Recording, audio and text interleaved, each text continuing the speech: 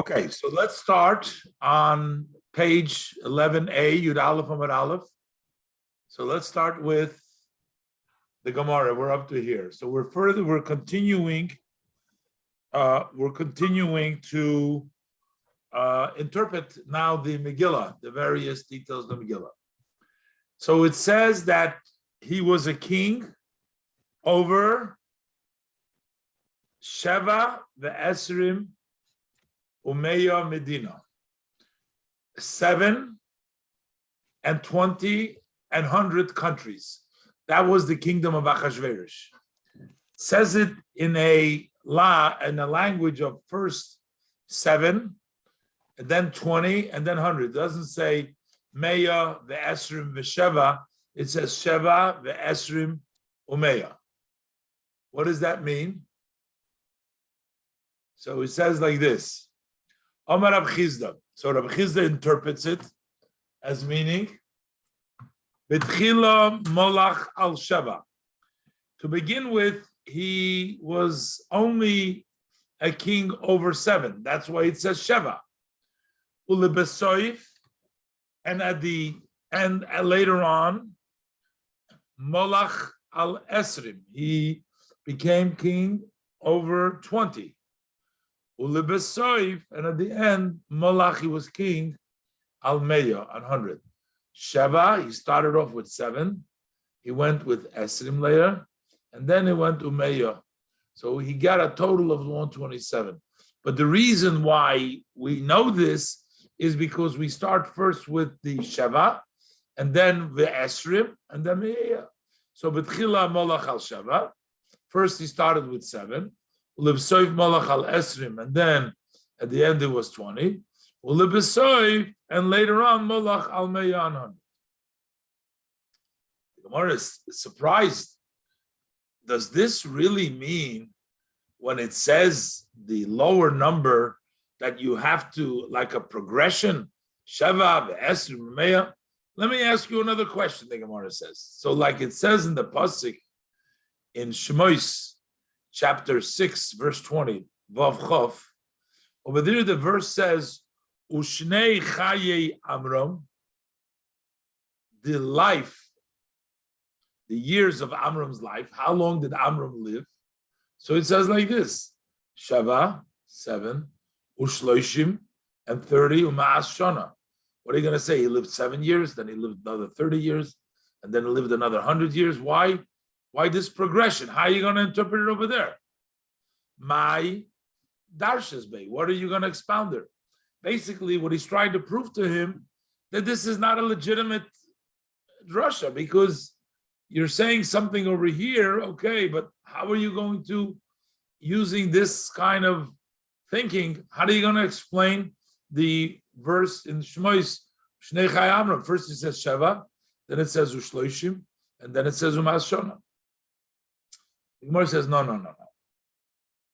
In our case is different because this entire verse of Sheva ve'esrim u'meya Medina seems to be superfluous, seems to be extra. We don't need it at all. The reason we're expounding it in such a way is because all of this verse is extra.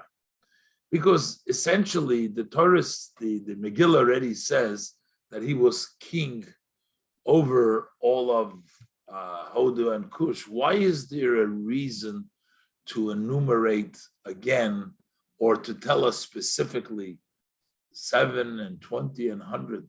Why say it all? More says Shani Hocha. Our case by the Megilah, it's different than the Shnei Chai Amram. Ordinarily, it doesn't necessarily mean that it's not there, but over here it has significance. Why? The Kro Yisei. This is an extra verse. Why? Michdi. Let us see. Let's examine. Ksiv, the pasuk says, Mahoidu vat Kush, that he was the king all the way from Hoidu until Kush. So why do we need to tell you how many countries? It just says to you where he was. Sheva ve'esrim u'meya Medina Lomali. Why do we need to tell you that it was 20 7 and 20 and 100 countries. Why do we need to know it all together? Shema Mino Lidrasha, this tells us that this is to expound, to tell us what we were trying to teach you over here, that he started off with 7, he went to 20, and he went to 100, because otherwise we didn't need to know this whole thing. Zog di Gemara, Tanu Rabbanu. We learned in Abraisa, Shloisha Molchu B'Kippah. There were 3 kingdoms that were king in the Kippah. Kippah means under the dome of the sky, which means there were only 3 kings that ruled under the whole entire dome, all over the world. Rashi translates it, Molchoi B'Kippah, Tachas Kol Kippah Sorekia. Under the whole dome of the sky, there was 3 of them. Ve'elohein, these are them. Achav, he was the king of Yehuda, but he was a king ruled over the whole world. V'Achashverosh, and Achashverosh also. And also Nebuchadnezzar. These are the 3. How do we know this? Achav, by King Achav Diksiv, it says in the Pasuk in Malachim Aleph, in Perek Yud Ches, Pasuk Yud. So over there the Pasuk writes, Chei Hashem Elikecha, by the life of God, your God. Im yesh koyu mamlocha, is there a nation, is there a kingdom, asher lo shalach Adoni shom levakeshcha, we sent for you, to look for you. They told us that he's not nowhere there. And we have administered the government and the nation that they didn't find you. They were looking for him. So you see that Achav is saying, they're saying to Achav that, is there even a goy, a nation, a mamlocha, a government that I have not sent to seek you? So that means, and I administered an oath and told everybody. How does this prove that he was a king over everybody? So the Gemara says, "V'loi dahavi molich alayu," had he not been a king over them, how was he able to administer a shvuah? Who cares? It was only because he had dominance, because he had the ruler. That's why they would fear him if they didn't follow the shvuah. So, anyways, that pasuk tells us that Achav was also dominant in all of the place. Nebuchadnezzar. How do we know about Nebuchadnezzar? So he says the Ksiv by Nebuchadnezzar. It says also. But there the pasuk says in Yirmiyah, Perek Chav Zayin pasuk Ches, V'hoyo hagoy v'hamamlocha asher lo yiten es savorei ba'oil melech Bavel. So the nation or the government that will not give their neck in the yoke of the king of Babel. So over there, also the further the pasuk says, "Asher lo yavdus Nebuchadnezzar melech Babel, bes asher lo yiten es savorei melech Bavel v'rov adever evked al gahu." So Hashem says, "I will remember but destroy them." Basically, you see, all the nations, all the governments, they all had to give their neck under the yoke of Bavel, of Nebuchadnezzar. That means that Nebuchadnezzar was a Moshel B'Kippah as well. And the Gemara says, Achashverosh. The Gemara says, Hodamoram. This is what we just said, that he was a king, Mehoidu, Ba'at Kush. We just said the 127 governments. So this is why Ba'at Kush. So that's why. So basically, there are the Brisa states that there was only 3 that were able to dominate, that they governed in the entire, under the dome of the whole entire world, which was Achav, Achashverosh, and Nebuchadnezzar. And the Gemara brings different pesukim to support this contention. But now, as we turn the page, the Gemara is going to ask, but it seems to be that there is others that also dominated the world. These weren't the only ones. And the Gemara says, V'suleka, is there nobody else? I want to check something here for a second. In the Gemara over here, you have this piece over here, Siman, Shin, Samach, Dalet, Chof. So you see over here, has to be, it has to be over here, Siman,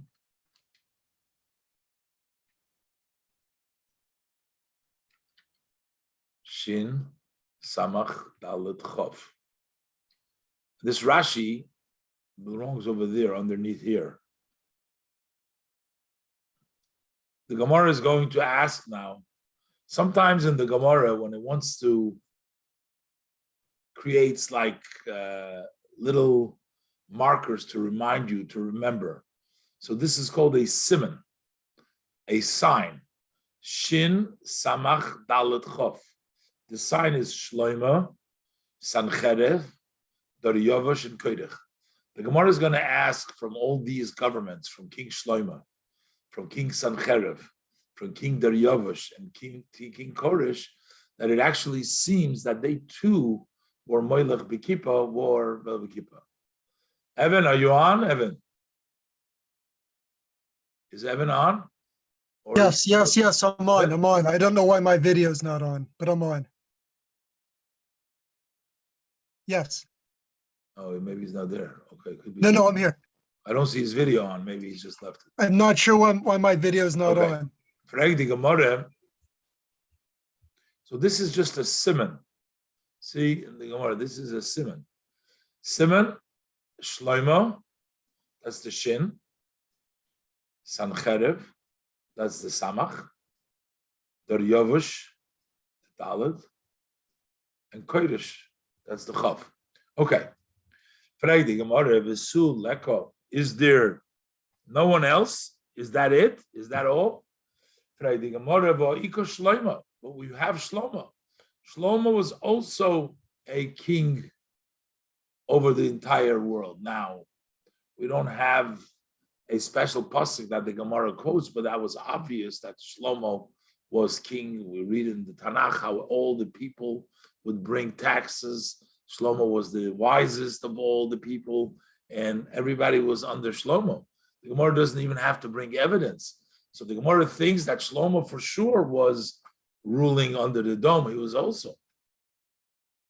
And the Gemara answers, Loi solik malchuse. He had not concluded his government, which means Shlomo at the end of his life was actually pushed away, and he did not finish his kingdom, being a king. Rashi says, "Leisolik malchusei, loihishlim malchusei." He did not complete his kingdom. Sharei nidrat, because he was pushed away. So the whole story in the Gemara, Kidamrinon, the Meseches Gitin, we say in Tractate Gitin, Samachesom at Beis. The Gemara has a whole story over there. You know, he married the Egyptian woman. They turned away his heart. The Gemara has a whole long story over there. Actually, in the Gemara over there are two opinions. One opinion said what happened was that he trapped Ashmedai, who was the king of the demons. So Shlomo Melech and Ashmedai, according to the story of the Gemara over there, actually got loose from the chain, and he flung Shlomo, and Shlomo flew away, and this Ashmedai pretended to be Shlomo. He was a demon, and Shlomo himself wasn't there. That means that he was pushed away, as the Gemara relates over there. The Gemara brings down two opinions, though, over there. One opinion says that he was a king and then he was pushed away by the demon, and he never returned back. He never became a king again.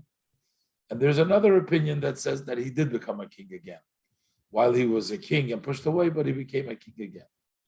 So the Gemara says the answer that you're saying that Leisolik Malchusei, that his government has not completed, Leisolik Malchusei, Loish Malchusei, Share Nitra, because he was pushed away.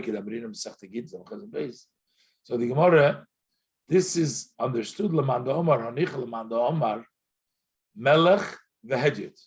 That first he was a king, and then he was Hedjit, he was an ordinary person. So we understand why he's not counted. Ela Lamanda Omar, but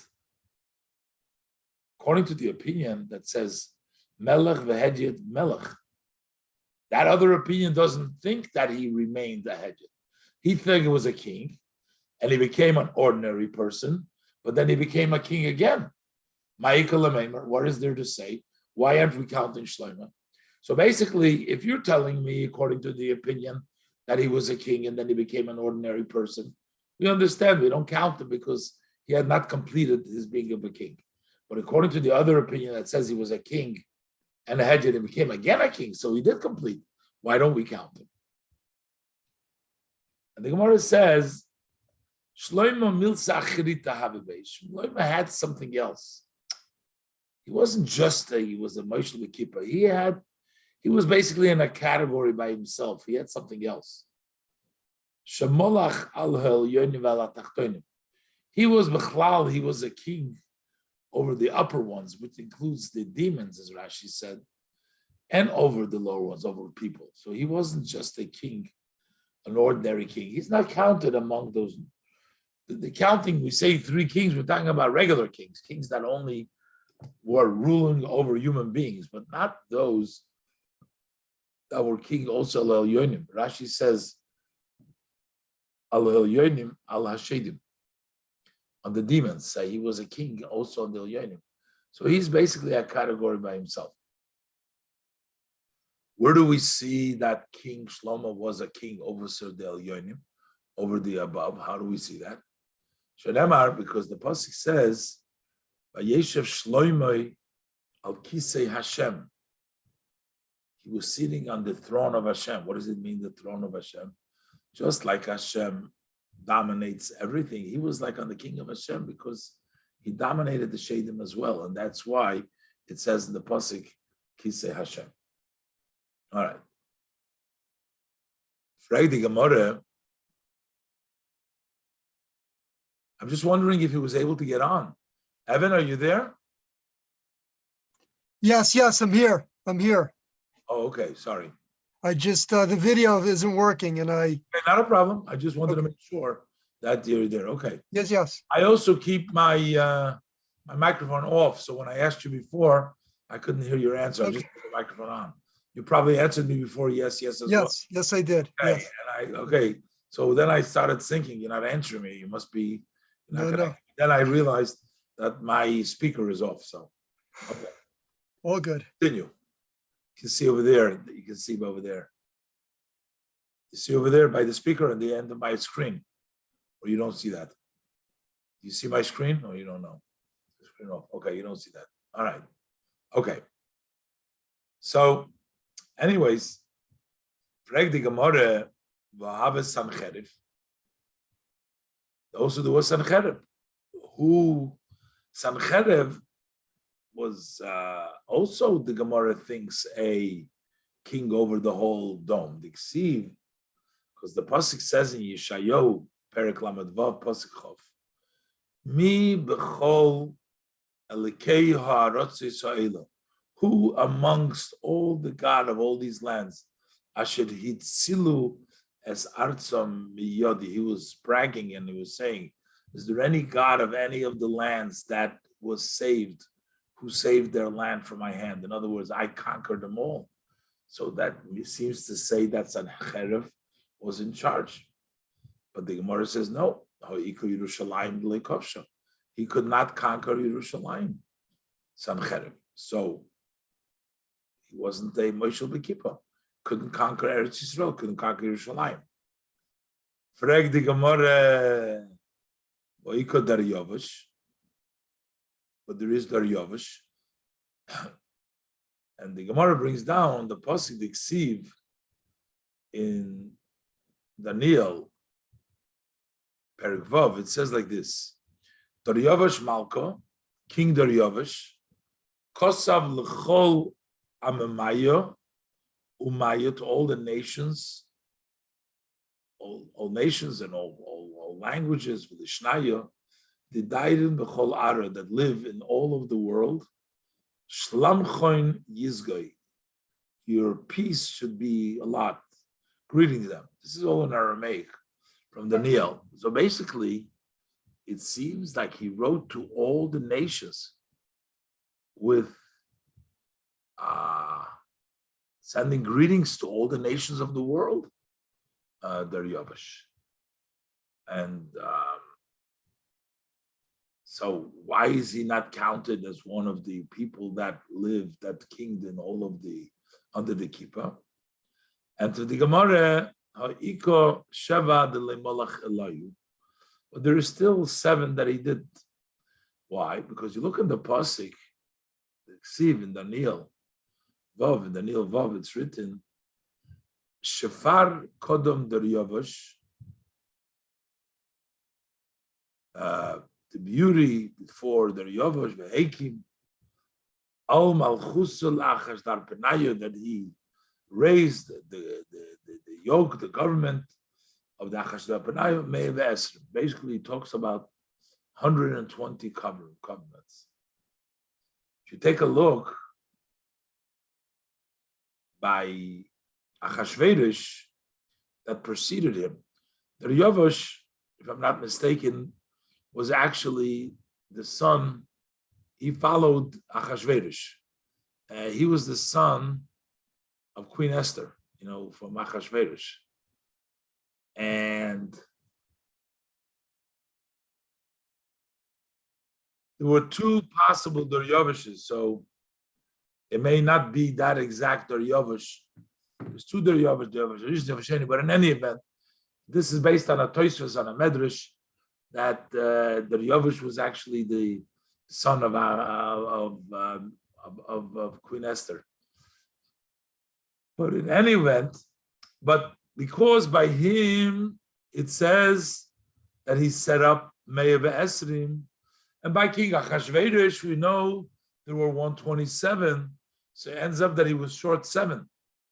That's why he's not a Moshel B'Kippah, so he's not a government in the whole entire dome under the sky, because he was lacking 7.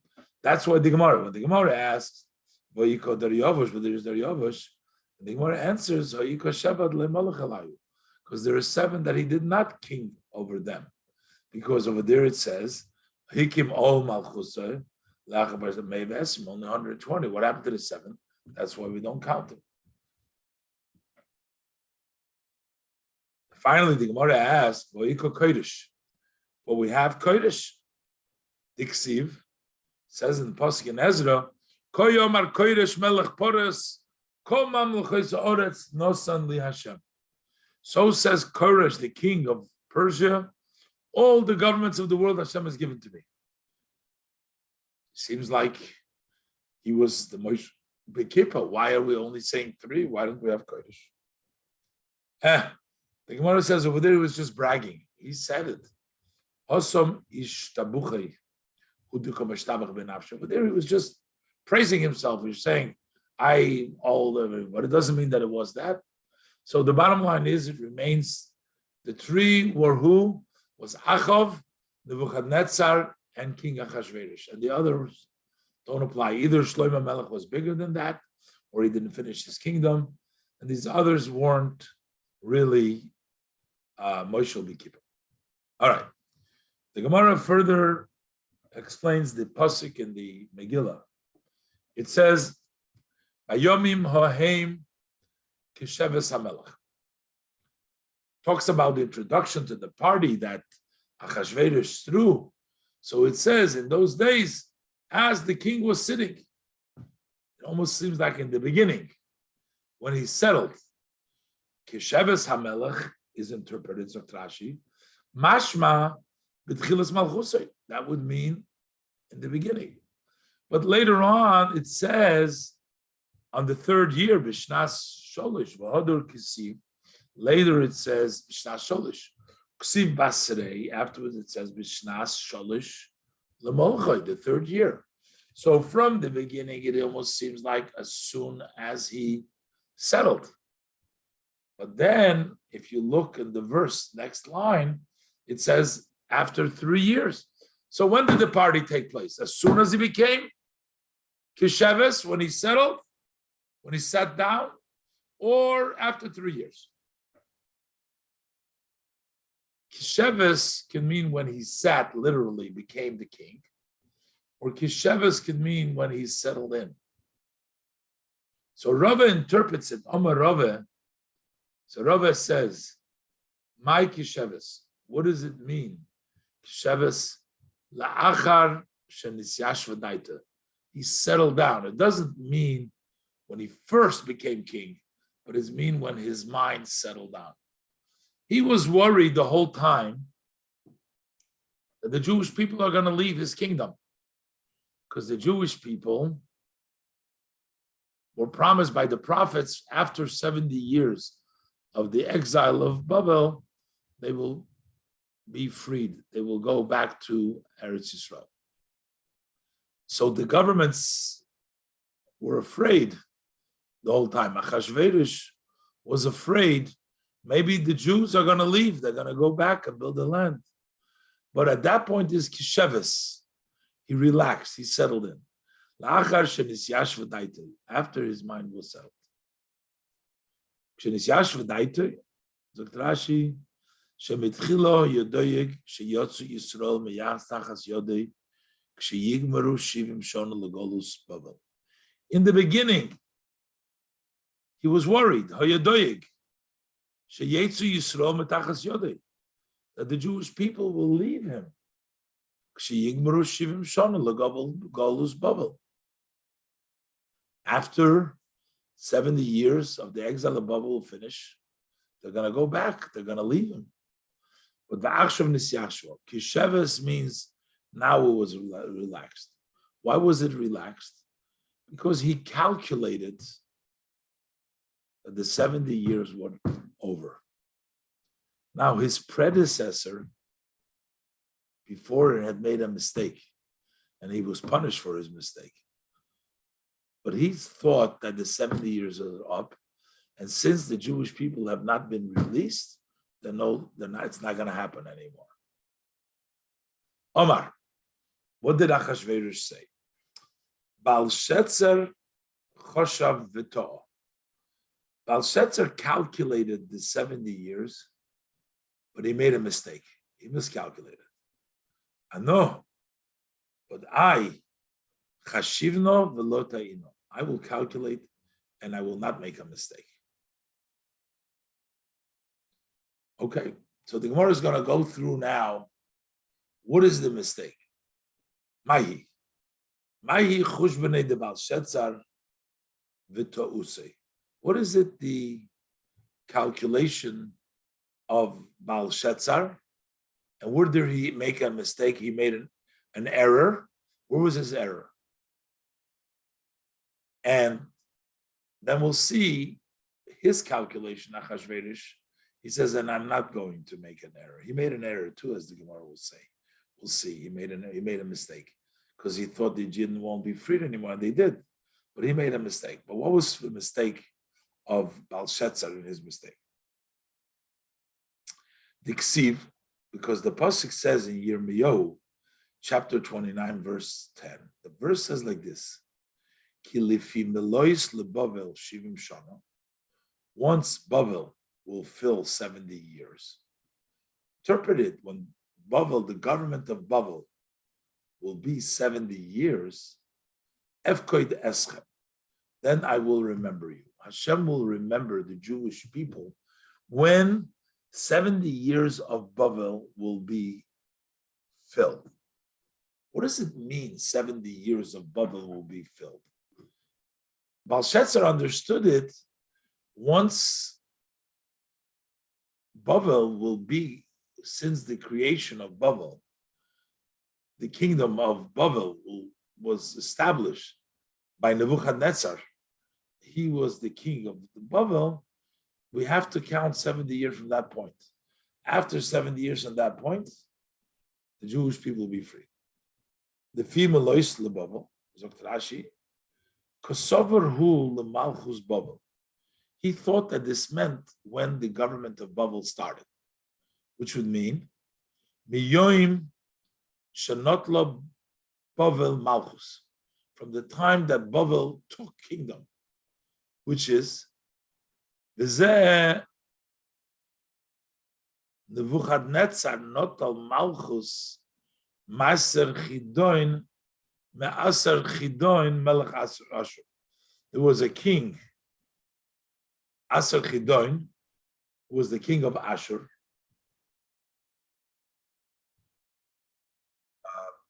This Asar Chidon, Nebuchadnezzar took away the government from him. He was the king of Ashur, Melech Ashur.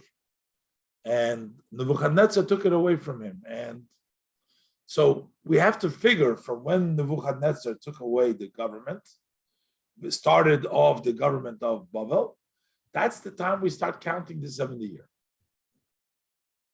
Uksiv. And then it says in Daniel, Periktes, Lemalois, Lechorvois, Yerushalayim, Shivim, Shana. Once the destruction of Yerushalayim of 70 years.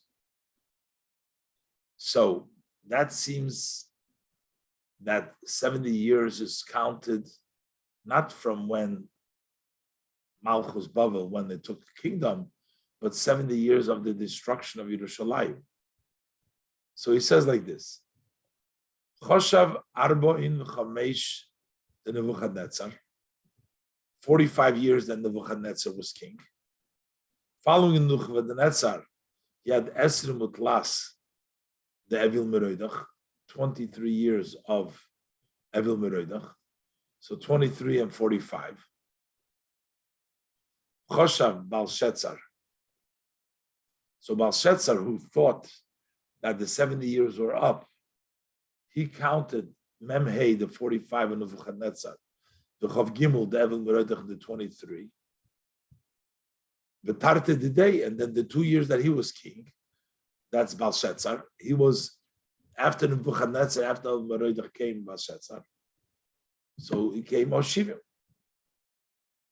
That turns out, so you have 40, 45, 23, and 2 is 70. So the Tarte the day, the Ashkan de Balshetzar, Molech Tlas Shnin. Because we find Balshetzar in total king for 3 years. Iksib b'sefer Daniel b'shlas sholosh l'malchus Balshetzar Hamelech, from the time 3 years to govern Balshetzar Hamelech, Chazoin nira elai ni Daniel, was vision to me Daniel. So on the 2nd year, Apik Mone, the main Megdashav Vishtamash Bu, he took out the vessels of the Beis Mikdash that he captured, and he used them. And that was the prophecy in Daniel, which Hashem provided the punishment for Balshetzar for using the vessels of the Beis Hamikdash. But he did it because he thought that the Jewish people aren't going to leave him anymore, because since they were there already, according to his calculation, for 70 years. But he made a mistake, because there had to be 70 years of the destruction of Yerushalayim, as we'll say further. Unfortunately, we ran out of time. We'll leave it over here. We'll continue next time. And I just want to share a little something about Hanukkah. And something about Hanukkah. The Rebbe brings down the fact, by Purim, we're talking about Purim, we're talking here in the Megilah, but we see there is a little bit of a difference in the Megillah, we find that we read the Megillah both at nighttime and in the daytime. We read it twice. The Megillah basically celebrates the great victory of the Jewish people. They were in trouble. The other people were trying to destroy them. But in Hanukkah,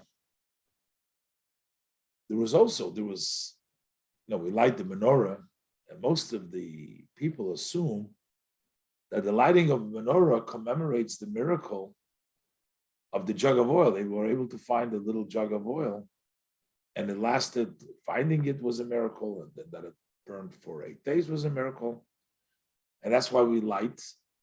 The Gemara says we light the Shmoris Meichaner Neres Halolu. But what about the great miracle of the war? Okay, we say Al Hanisim. Al Hanisim, we say it in the Birkat Hamazon, we say it in the Amidah.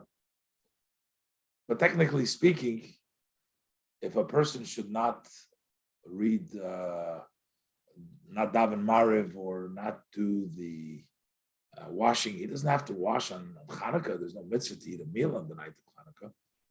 It turns out that he's not even going to mention about the miracle at nighttime at all, the night of Hanukkah.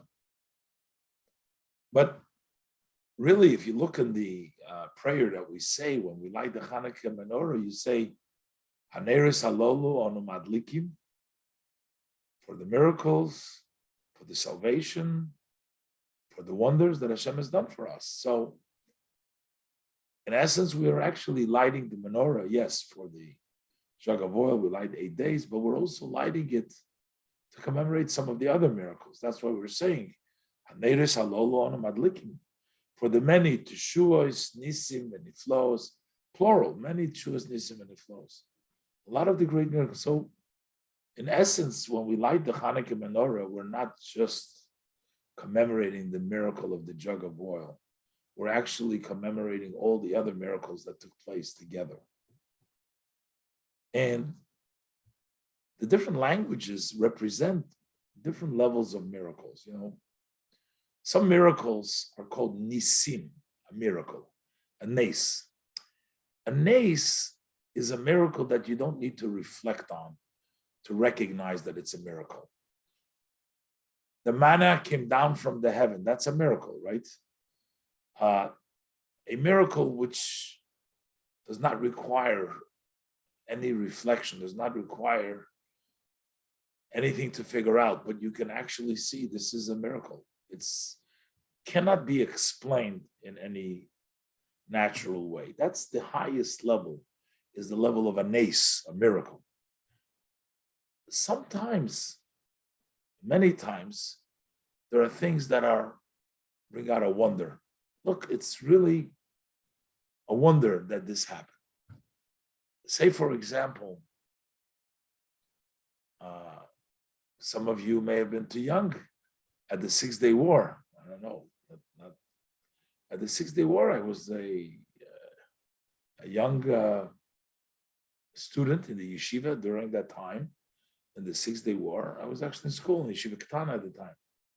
And, you know, people will explain it and say, how could Israel stand up to all these massive armies and Arab countries and in 6 days, not only win the war, but capture the entire Sinai Peninsula with the west in the Sinai and the Golan Heights and the Jerusalem, the old city, and everything. It seems like, now some people will tell you, well, the American tanks are better than the Russians, and the American Phantom jets were better than the MiG, than the Mirages, and then the MiGs that Russia provided.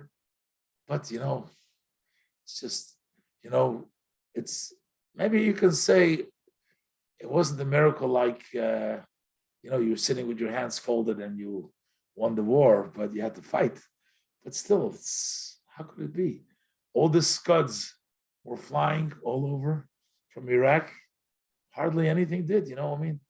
Yeah, you can explain they missed, they didn't know, they were randomly shooting. But even when you look at the damage that they cause and the people, every life is too much, but still, it's niflois. That's maybe not miracles, but it's niflois.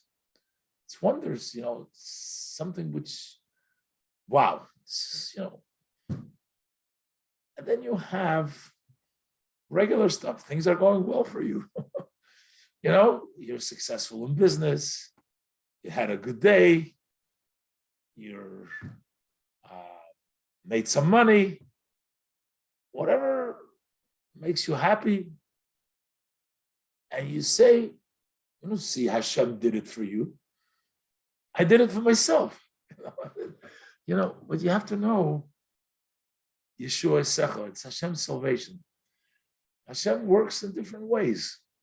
Hashem works sometimes through miracles. You can see it. Sometimes it's wonders. But sometimes it's in the way of nature every day. Every step and step that we live and that we do and that we have. It's Hashem. Hashem is there doing his thing. It's only a matter of how easy we can appreciate it. A miracle, we appreciate it right away, immediately. A wonder, we see it, but it's not as obvious. Salvation is something that we have to train ourselves to think and see, Baruch Hashem, thank Hashem for every step, and to recognize if we're successful, if we are healthy, if we have nachas from the children, whatever we have to say, Baruch Hashem. It's Hashem's help. Yeshua Secha, it's salvation of Hashem. We all need Hashem. And that's why in the end of the Aneres Halolu, the Rebbe says, it goes in this order. We thank Hashem al Nisecho, great miracles, Nifloi Secho, the wonders, Yeshua Secha, and the salvation.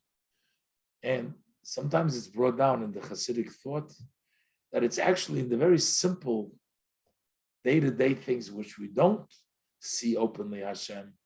That is actually can come down Hashem in a more powerful way. It's disguised, you don't even see him, but you can get sometimes the greatest of miracles, not in the open miracles, in your day-to-day things that you don't pay attention, and something that you don't maybe even think of thanking Hashem for what he gives you. But that is where you can find Hashem in a most profound and powerful way. But we have to thank Hashem for everything,